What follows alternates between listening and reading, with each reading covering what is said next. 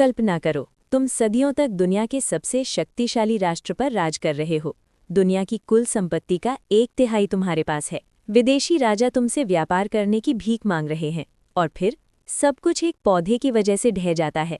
न बंदूकें, न बम, सिर्फ एक फूल। ये कोई कल्पना नहीं है, ये कहानी है कि कैसे अफीम ने चीन के महान साम्राज्य को घुटनों पर ला दिया। 1700 के दशक में चीन दुनिया का आर्थिक सुपर पावर था, लेकिन सिर्फ 100 साल बाद वो टूट चुका था। वर्ष 1800।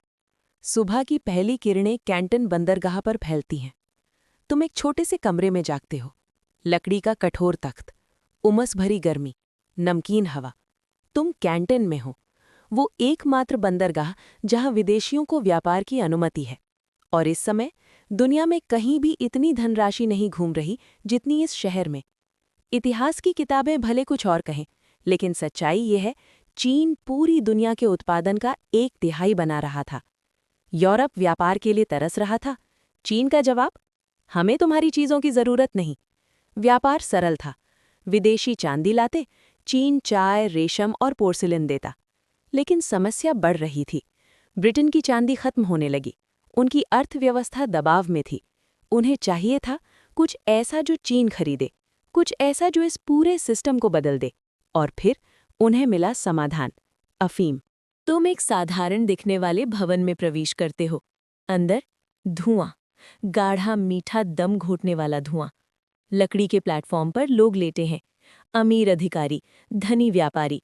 अफीम अब एक लग्जरी बन चुकी है। पाइप गर्म होती है, काला चिपचिपा रेजिन पिघलता है। एक कश और वास्तविकता धुंधली होने लगती है। लेकिन ये बस शुरुआत थी। 1820 4500 संदूक अफीम, 1830 20,000 संदूक, 1838 40,000 संदूक। हर साल लाखों पाउंड अफीम चीन में प्रवेश कर रही थी। अब सिर्फ अमीर नहीं, हर वर्ग, सरकारी क्लर्क, मजदूर, महिलाएं, भिक्षु, पूरा समाज धीरे धीरे नशे में डूब रहा था। चीन सिल्वर स्टैंडर्ड पर था, मुद्रा चांदी। लेकिन अब चांदी बाहर बह रही थी। मुद्रा संकट, महंगाई, आर्थिक अराजकता। शहर गरीब दिखने लगे।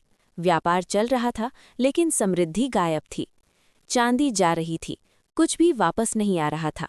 सम्राट को आखिरकार खतरे का एहसास हुआ, लेकिन बहुत देर हो चुकी थी। अधिकारी खुद आदी थे। व्यापार पूरे देश में फैल चुका था।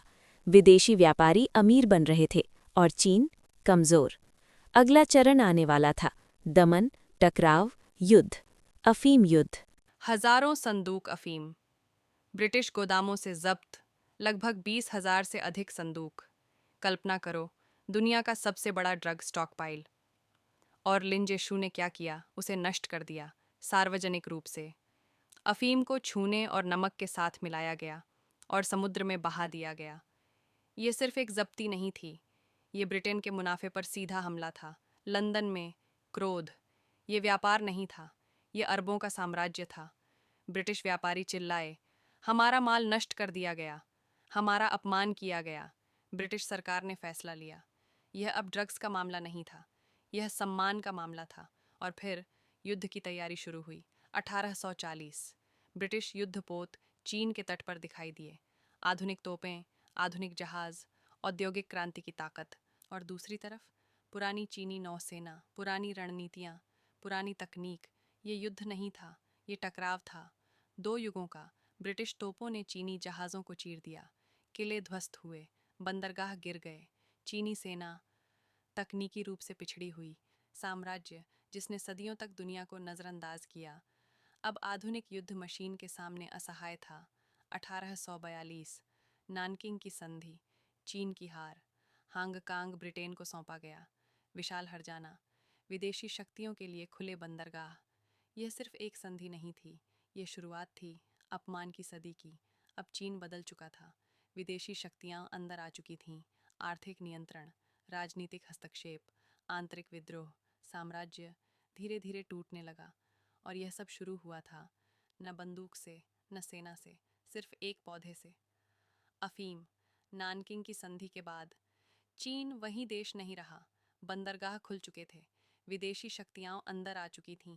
Britain, France, America. अब चीन में सिर्फ व्यापारी नहीं थे, वे नियंत्रक बन चुके थे।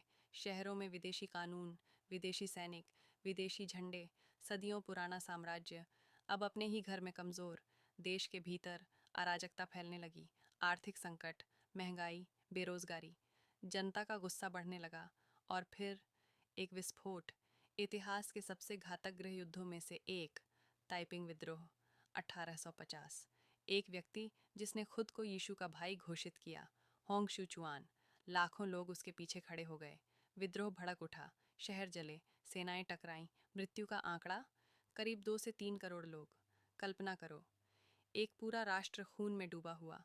चीन कमज़ोर हो चुका था और विदेशी शक्तियाँ अब और आक्रामक। नई संधियाँ, नई रियायतें, नई मांगें, अफीम व्यापार जारी, अधिक नियंत्रण, कम स्वतंत्रता।